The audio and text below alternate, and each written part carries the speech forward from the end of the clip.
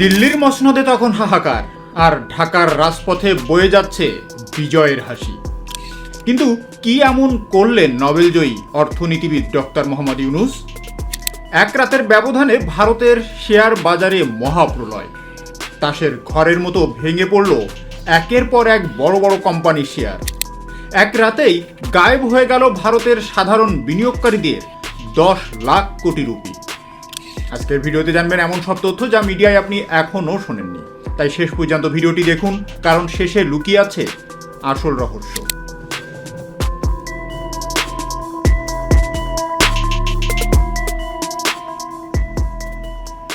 ইতিহাস কি বদলে যাচ্ছে?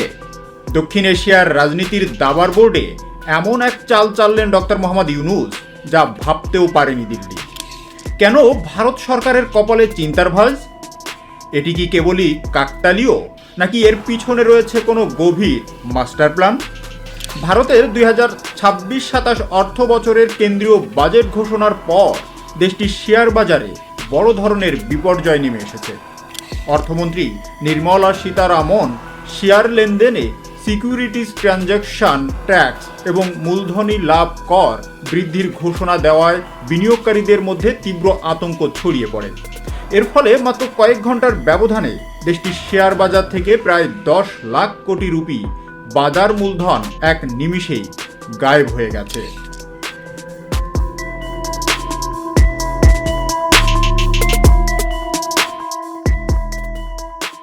দ্য ইকোনমিক টাইমস এক প্রতিবেদনে জানিয়েছে, গত কয়েক বছরের মধ্যে বাজেটের দিন এটিই সবচেয়ে বড় বাজার পতনের ঘটনা। বাজার বিশ্লেষণে দেখা গেছে, লেনদেন শেষে বিএসই সেন্সেক্স 1546.84 পয়েন্ট বা 1.88% কমে 80,722.98 পয়েন্টে অবস্থান করছে। অন্যদিকে এনএসই নিফটি 50 সূচক 495.20 পয়েন্ট বা 1.96% হ্রাস পেয়ে 24,825.45 পয়েন্টে নেমে আসে। বিএসইতে তালিকাভুক্ত কোম্পানিগুলোর সম্মিলিত বাজার মূলধন এক ধাক্কায় 9,92,000 কোটি রুপি কমে 450.15 লাখ কোটি রুপিতে দাঁড়িয়েছে।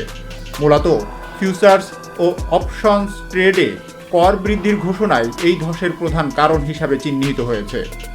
বাজেট বক্তৃতায় অর্থমন্ত্রী জানান, ফিউচার্সে এইচটিটি 0.02% থেকে বাড়িয়ে 0.05% করা হয়েছে। এছাড়া অপশন প্রিমিয়াম এবং অপশন এক্সারসাইজে করের হার বাড়িয়ে 0.15% করা হয়েছে। সরকারের দাবি, শেয়ার বাজারের অতিরিক্ত ফটকাবাজি কমানো এবং ছোট বিনিয়োগকারীদের সুরক্ষার লক্ষ্যেই এই কঠোর পদক্ষেপ নেওয়া হয়েছে। তবে এই ঘোষণার পরপরই ব্রোকারেজ হাউস, স্টক এক্সচেঞ্জ এবং ট্রেডিং সংশ্লিষ্ট শেয়ারগুলোতে ব্যাপক বিক্রির চাপ তৈরি হয়। বিশেষ করে অ্যাঞ্জেল ওয়ান, বিএসই এবং গ্রো এর মতো শেয়ারগুলো দাম 8 থেকে 13% পর্যন্ত কমে গেছে।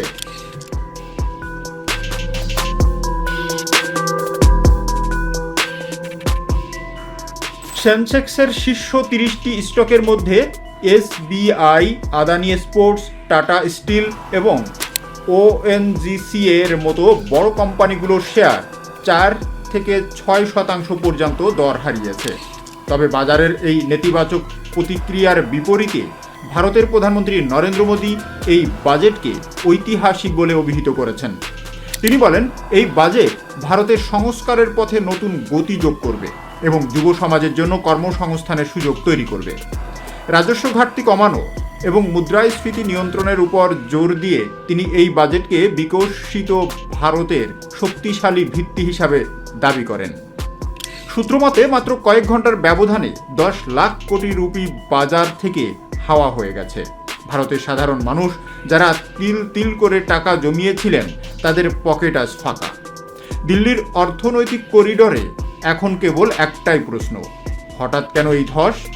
কেন মুখ থুবড়ে পড়ল এশিয়ার অন্যতম শক্তিশালী এই বাজার? এর উত্তর খুঁজতে গিয়ে গোয়েন্দাদের চোখ আটকে গেছে পাশের দেশ বাংলাদেশে। ডক্টর মোহাম্মদ ইউনূস কেবল একজন অর্থনীতিবিদ নন, তিনি একজন গ্লোবাল স্ট্র্যাটেজিস্ট। দায়িত্ব নেওয়ার পর থেকে তিনি নীরবে কাজ করে যাচ্ছিলেন। দিল্লির সাথে সম্পর্কের টানাপোড়েন যখন তুঙ্গে, ঠিক তখনই তিনি চাললেন তার মোক্ষম চালটি।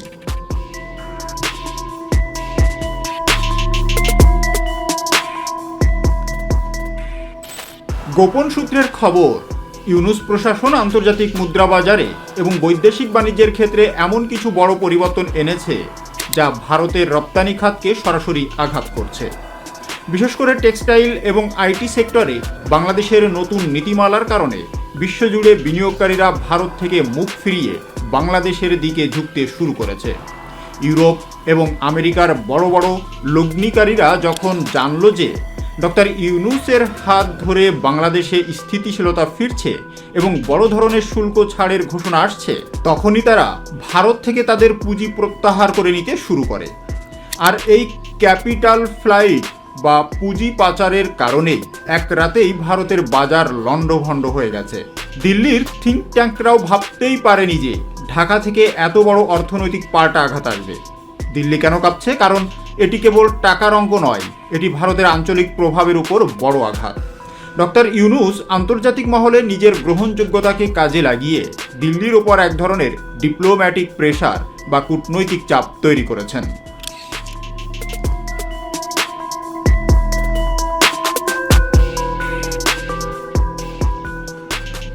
ভারতের পররাষ্ট্র মন্ত্রণালয় যখন প্রতিবেশী দেশগুলোর সাথে সম্পর্ক মেরামতে ব্যস্ত, ঠিক তখনই ইউনূসের এই অর্থনৈতিক চাল মোদী সরকারকে ব্যাকফুটে ঠেলে দিয়েছে। দিল্লির সাউথ ব্লকের কান পাতলে এখন শুধু ফিসফিস শোনা যাচ্ছে।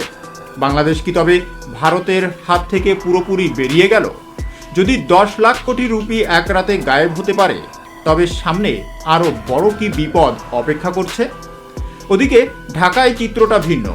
গত কয়েক বছরের অর্থনৈতিক গ্লানি ঝেড়ে ফেলে নতুন উদ্যমে যাচ্ছে বাংলাদেশ। ইউনূসের এই চালে বাংলাদেশের বৈদেশিক মুদ্রার রিজার্ভে ইতিবাচক সংকেত দেখা দিচ্ছে। বিদেশি বিনিয়োগকারীরা এখন ঢাকাকে দেখছে দক্ষিণ এশিয়ার পরবর্তী ইকোনমিক হাব হিসাবে। সোশ্যাল মিডিয়ায় নেটিজেনরা বলছে, এতদিন দাদাগিরি চলছে, এবার হবে সামনে সামনে লড়াই। ডক্টর ইউনূসের একটি পদক্ষেপ যেন হিসাব কষা গণিত। তিনি প্রমাণ করে দিলেন, অস্ত্র দিয়ে নয়, মগজ আর অর্থনীতি দিয়েও বিশ্ব জয় করা যায়। ঢাকার এই হাসি দিল্লির জন্য এক বড় সতর্কবার্তা।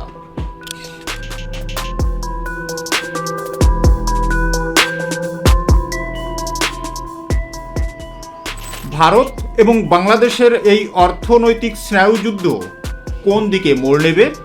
10 লাখ কোটি রুপির এই লোকসান কি ভারত কাটিয়ে উঠতে পারবে, নাকি ডক্টর ইউনূসের নেতৃত্বে বাংলাদেশ দিল্লির প্রভাব বলয় থেকে বেরিয়ে নতুন এক ইতিহাস গড়বে? ভারতের অর্থনীতিতে এই ধস কি কেবল শুরু? আপনাদের কি মনে হয়, ডক্টর ইউনূসের এই চালকে আপনি কিভাবে দেখছেন? আপনার মতামত নিচেই কমেন্ট বক্সে অবশ্যই জানাবেন।